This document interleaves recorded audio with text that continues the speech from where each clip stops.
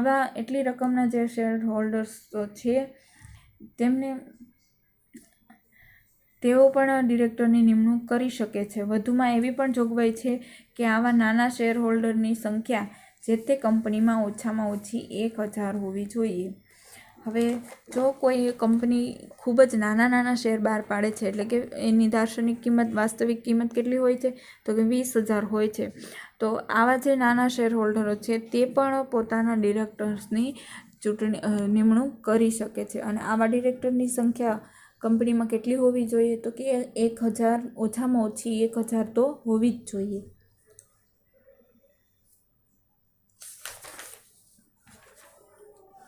ત્યાર પછીના છે સ્ત્રી ડિરેક્ટર. નવા કંપની ધારા અનુસાર એવી જોગવાઈ કરવામાં આવેલી છે કે દરેક નોંધાયેલી અને જે કંપનીની ભરપાઈ થયેલી શેર મૂડી ₹100 કરોડ કે તેથી વધુ હોય તેવી કંપનીઓના વર્ગમાં ઓછામાં ઓછા એક સ્ત્રી ડિરેક્ટરની નિમણૂક કરવી પડે છે. એટલે કે જેમનું વાર્ષિક ટર્મ છે તે 100 કરોડથી વધારે હોય, જે કંપની વાર્ષિક ટર્નઓવર 100 કરોડથી વધારે કરતી હોય એવી કંપની છે તેમાં એક સ્ત્રી ડિરેક્ટર હોવી જરૂરી છે. હવે જે સંચાલકોની લાયકાતો અને ગેરલાયકાતો છે તે આપણા અભ્યાસક્રમમાંથી નાબૂદ થયેલો છે. તો હવેનો જે આપણો ટોપિક છે તે આપણે જોઈશું, તે છે સંચાલકોની સત્તાઓ. સંચાલકોની સત્તાઓ, ફરજો અને જવાબદારીઓ. તો કે ડિરેક્ટર્સ લોકોને કઈ કઈ જવાબદારીઓ નિભાવવાની હોય છે તેના વિશે જોઈએ. કંપનીનું સંચાલન કરવા શેર હોલ્ડર્સ પોતાના પ્રતિનિધિ તરીકે સંચાલકોને ચૂંટે છે. કંપનીના સંચાલનમાં સંચાલકો વિશિષ્ટ પ્રકારનું સ્થાન ધરાવે છે. તેઓ શેર હોલ્ડર્સના પ્રતિનિધિ હોવાને કારણે તેમની વચ્ચે માલિક-એજન્ટનો સંબંધ ઊભો થાય છે. કંપની ધારા અનુસાર સંચાલક મંડળે કેટલાક કાર્યો માટે શેરધારકોની સંમતિ મેળવવી આવશ્યક છે.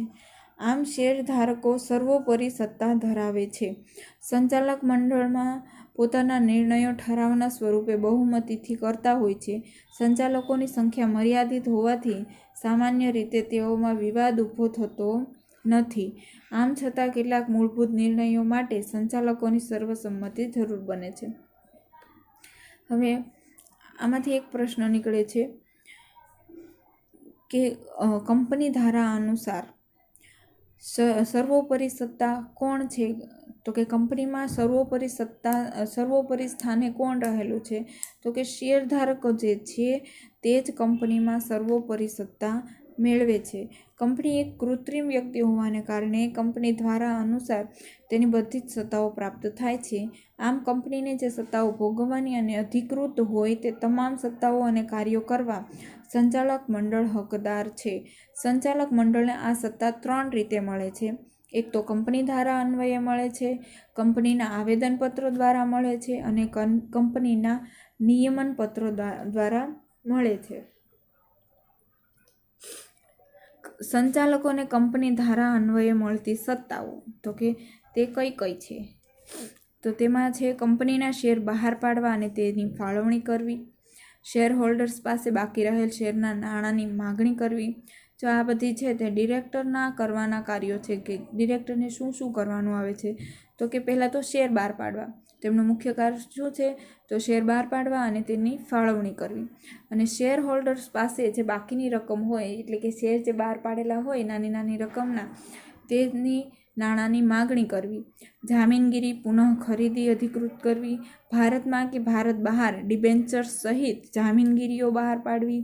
કંપની વતી નાણાં ઉછીના લેવા, નાણાંનું રોકાણ કરવું, વચગાળાનું ડિવિડન્ડ જાહેર કરવું. કંપનીએ કમાયેલ નફા ઉપર ડિવિડન્ડની ગણતરી કરવી. વૈકલ્પિક ડિરેક્ટર્સ, વધારાના ડિરેક્ટર્સને હંગામી ધોરણે નિમણૂક આપવી. લોન મંજૂર કરવી અથવા પ્રત્યાભૂતિ આપવી અથવા લોન સંબંધમાં જામીનગીરી પૂરી પાડવી. નાણાકીય નિવેદન આપવું અને બોર્ડના અહેવાલને મંજૂરી આપવી. કંપનીનો ધંધો વિસ્તારવો, એકત્રીકરણ, જોડાણ કે પુનઃરચનાને મંજૂરી આપવી. કોઈ કંપની લેવા અથવા બીજી કંપની પર અંકુશ સ્થાપિત કરવો. કોઈ અન્ય વિષય જેનો ઉલ્લેખ કરવામાં આવેલો ન હોય તેવા બધા જ કાર્યો છે તે સંચાલનને કરવાના રહે છે. સંચાલક છે તે મુખ્ય કાર્ય શેર બહાર પાડશે, તેના પર નાણાંની એકત્રીકરણ કરશે, જામીનગીરીની પુનઃ ખરીદી કરશે અને વચગાળાના જે ડિરેક્ટર્સ છે હંગામી ધોરણે તેમની નિમણૂક કરશે. પછી જે કંપનીએ નફો મેળવેલો છે તેના પર ડિવિડન્ડ જાહેર કરશે, કંપનીના નાણાંનું રોકાણ ક્યાં કરવું તેનો નિર્ણય લેશે અને કંપની વતી જો કોઈ ઉછીના નાણાં પ્રાપ્ત કરવા હોય તો તેનો નિર્ણય પણ સંચાલક જ કરે છે. કોઈ લોનની મંજૂરી કરવાની હોય તો લોન સંબંધી પણ જામીનગીરી પૂરી પાડશે, નાણાકીય નિવેદન પણ બોર્ડના અહેવાલને આપશે અને કંપનીનો ધંધો કઈ રીતે વિસ્તારવો તે બાબતના તમામ નિર્ણયો છે તે સંચાલક લે છે. નીચેના કાર્યો માટે સંચાલક મંડળે શેર હોલ્ડરની સામાન્ય સભાના ખાસ ઠરાવથી મંજૂરી મેળવવી આવશ્યક છે. આવી મંજૂરી મેળવીને સત્તા ભોગવી શકે છે. હવે સંચાલકે આપણે જોયું તેમ કે કોઈ પણ બાબતો જે નિયમન પત્રમાં સમાવેશ ના હોય તેવી બાબતે નિર્ણય કરવાનો હોય તો તે કઈ રીતે કરી શકાય છે, તો સામાન્ય સભાના ખાસ ઠરાવથી. તો કંપનીના સમગ્ર એકમનું વેચાણ કરવું હોય કે તેના વધારાના એકમનું વેચાણ કરવું હોય તો પણ તેને ખાસ ઠરાવથી મંજૂરી લેવી પડે છે. તો અહીંયા ખાસ ઠરાવથી કઈ મંજૂરી લઈ શકાય, તો કે કંપનીના કોઈ પણ હિસ્સાનું વેચાણ કરવું હોય ત્યારે, કંપનીને ભાડા પટ્ટે આપવી હોય એટલે કે કંપનીની જે જગ્યા છે અથવા તો કંપની પોતે છે તે બીજી કોઈ કંપનીને ભાડા પટ્ટે પણ આપવી હોય તો તેનો સામાન્ય સભામાં ઠરાવ પસાર કરવો પડે છે. કંપનીએ અન્ય કોઈ પણ કંપની સાથે જોડાણ કર્યું હોય અથવા એકત્રીકરણ કરવાથી મળેલી વળતરની રકમનું ટ્રસ્ટની જામીનગીરીમાં રોકાણ કરવું હોય, કંપનીને ધંધાના સંદર્ભમાં પોતાની ભરપાઈ થયેલી શેર મૂડી અને મુક્ત અનામતોનો કુલ સરવાળાથી વધારે રકમ ઉછીની લેવાની હોય, એટલે કે કંપનીની જે ભરપાઈ થયેલી મૂડી છે, જે શેર હોલ્ડર્સોને આપી દીધેલી જે મૂડી છે અને જે અનામત એટલે કે કુલ જે બચત છે તેનો સરવાળો કરી અને જો રકમ ઉછીની લેવી પડે એમ હોય ત્યારે પણ ખાસ ઠરાવ કરવો પડે છે. કોઈ સંચાલક પાસેથી બાકી લેણી રકમની વસૂલાત માફ કરવાની હોય કે તેની ચૂકવણી માટે વધુ સમય આપવાનો હોય તો પણ તેને ખાસ ઠરાવ પસાર કરવો પડે છે. હવે સંચાલકોને આવેદનપત્ર દ્વારા મળતી સત્તાઓ. સંચાલકોને કેટલીક સત્તાઓ માર્ગદર્શન આવેદનપત્ર દ્વારા પ્રાપ્ત થતું હોય છે. આ સત્તાઓની ઉપરવટ જઈને કોઈ કાર્ય કરી શકે નહીં. આવેદનપત્રમાં જણાવેલ કાર્યોની ઉપરવટ જઈને સંચાલક કોઈ કાર્ય કરે તો તેવા કાર્યને સત્તા બહારના કાર્યો તરીકે ગણવામાં આવે છે અથવા કાર્યોને કોઈપણ રીતે સ્વીકાર્ય ગણવામાં આવતા નથી. આવા કાર્યો માટે શેરધારકોની સભામાં પણ સર્વાનુમતે ઠરાવ પસાર કરીને બહાલી આપી શકાતી નથી. એટલા માટે આવા કાર્યો માટે સંચાલક વ્યક્તિગત રીતે જવાબદાર ઠરે છે. હવે સંચાલક જે છે તે કોઈ પણ કાર્ય તેના જે નિયમન પત્રમાં દર્શાવેલું છે એ નિયમોને આધારે જ કાર્ય કરી શકે છે. જો આ આવેદનપત્રમાં જણાવેલ કાર્યની ઉપરવટ જઈને કોઈ સંચાલન કાર્ય કરે છે તો તેને સત્તા બહારનું કાર્ય ગણવામાં આવે છે અને આ સત્તા બહારના કાર્ય માટે સંચાલક પોતે જ જવાબદાર ઠરશે અને આ જે શેરધારકોની સભામાં પણ તેને બહાલી એટલે કે મંજૂરી આપી શકાતી નથી. સંચાલકોને નિયમન પત્ર દ્વારા મળતી સત્તાઓ. કંપનીનું સંચાલન કરવા કંપની ધારામાં નિયમન પત્રોની જોગવાઈ કરવામાં આવી છે, જેના કારણે સંચાલકોને મોટાભાગની વહીવટી સત્તાઓ નિયમન પત્ર દ્વારા પ્રાપ્ત થતી હોય છે. આમાં આપેલ સત્તા પ્રમાણે કાર્ય કરવાની જવાબદારી સંચાલકની છે. જો નિયમન પત્ર પ્રમાણે કાર્ય કરવાની જે કંપની કાર્ય કરે તેની જવાબદારી કોણ લે છે, તો સંચાલક લે છે. સંચાલકને તે જોવું રહ્યું કે કંપની છે તે નિયમોને આધીન કાર્ય કરે છે કે નહીં.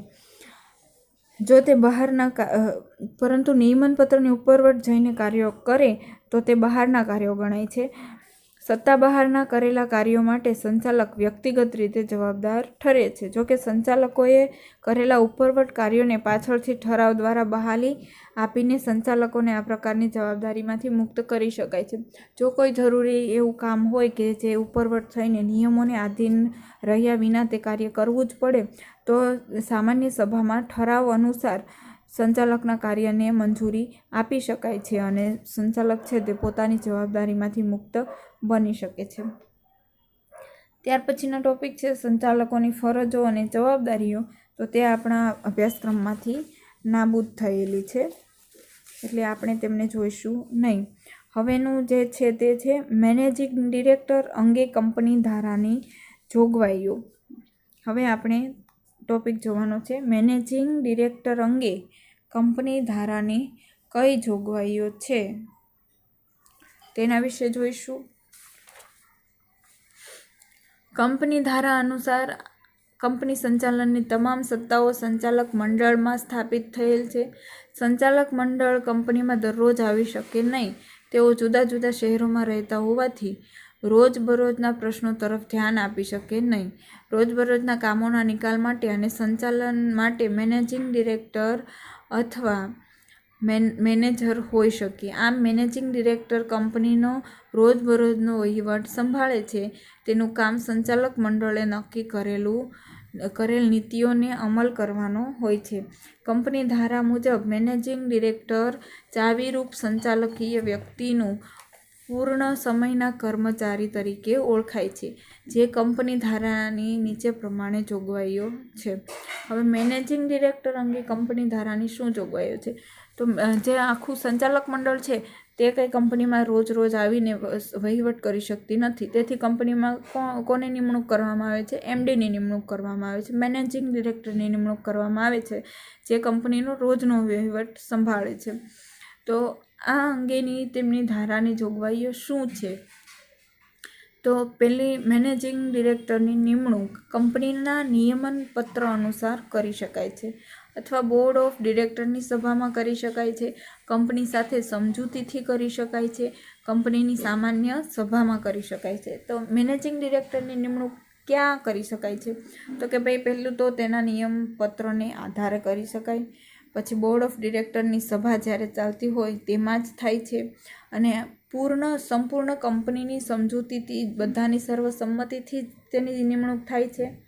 અને તેની નિમણૂક ક્યાં થાય છે? તો કે તેની સામાન્ય સભા, જે વર્ષની પ્રથમ સભા હોય, સામાન્ય સભા હોય, તેમાં જ એમડીની નિમણૂક થઈ શકે છે. મેનેજિંગ ડિરેક્ટર તરીકે માત્ર વ્યક્તિની નિમણૂક થઈ શકે, કોઈ પેઢીની કે સંસ્થાની નિમણૂક કરી શકાય નહીં. કોઈ સંસ્થા છે મોટી કે કોઈ પેઢી છે તેની નિમણૂક થતી નથી. માત્ર એમડી તરીકે એકલ વ્યક્તિ જ જવાબદાર બને છે. કંપની ધારાની જોગવાઈઓ અનુસાર એક જ સમયે મેનેજિંગ ડિરેક્ટર અને મેનેજરની નિમણૂક થઈ શકે નહીં. એટલે એમડી અને મેનેજર એક જ વ્યક્તિની નિમણૂક આ બે પદ પર નથી થઈ શકતી. મેનેજિંગ ડિરેક્ટરની નિમણૂક એક સાથે 5 વર્ષ માટે કરી શકાય છે. નિમણૂક સંચાલક મંડળ દ્વારા કરવામાં આવશે અને નિમણૂકની શરતો તેમાં નક્કી કરવામાં આવશે. મેનેજિંગ ડિરેક્ટરની નિમણૂકની બહાલી કંપનીની સામાન્ય સભામાં મંજૂરીને આધીન છે.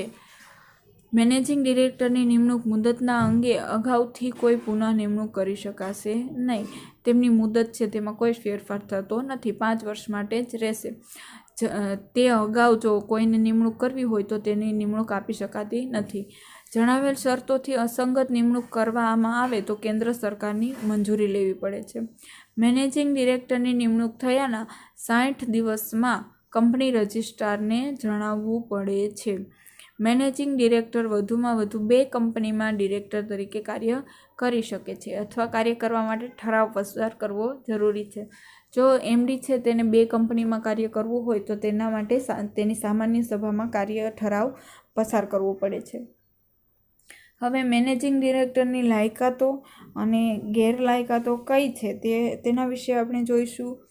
જે વ્યક્તિ મેનેજિંગ ડિરેક્ટરની લાયકાત અંગે કંપની ધારામાં ચોક્કસ ઉલ્લેખ નથી, પરંતુ સામાન્ય રીતે મેનેજિંગ ડિરેક્ટર તરીકે નિમણૂક પામનારી વ્યક્તિ અનુભવી, કલ્પનાશીલ, જે તે ધંધા અંગે ટેકનિકલ જ્ઞાન ધરાવતો, વિષય નિષ્ણાંત, વિષમ પરિસ્થિતિમાં યોગ્ય નિર્ણય લેવાની ક્ષમતા ધરાવતો હોવી જોઈએ.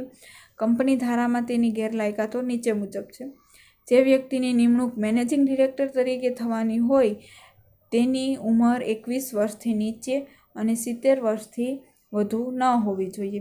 તો આ એક માર્ક્સના સવાલમાં પૂછાઈ શકે છે કે એમડીની મેક્સિમમ અને મિનિમમ વય મર્યાદા કેટલી હોવી જોઈએ? તો કે ઓછામાં ઓછી 21 વર્ષ અને વધારેમાં વધારે 70 વર્ષ.